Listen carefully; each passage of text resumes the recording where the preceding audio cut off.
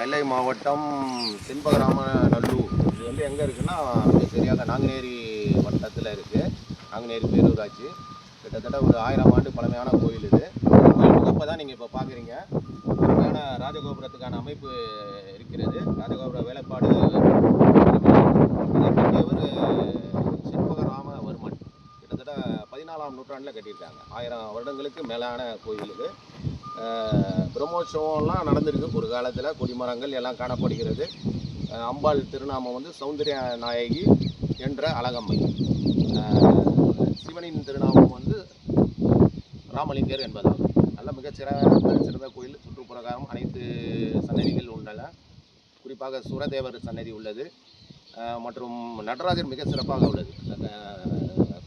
சில இடங்களில் உற்சவர் திருமேனியாக பார்த்திருப்போம். இங்கே முழுக்க முழுக்க கல்லிலான சிவகாமி அம்பாள், பதஞ்சலி முனிவர் அனைவரும் காணப்படுகிறார்.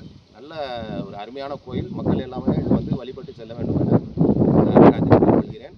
இதுக்கான வழி எப்படி என்றால், திருநெல்வேலி புதிய பேருந்து நிலையம் உள்ளது.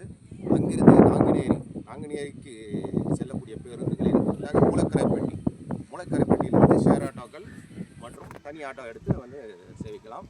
மேலும் பார்த்திங்கன்னா ஒரு அருமையான வெளியில் ஒரு நீராளி மண்டபம் கோயிலை சுற்றி ஒரு அருமையான ஒரு சூழல் ஏற்படுகிறது. நல்ல அருமையான காற்று.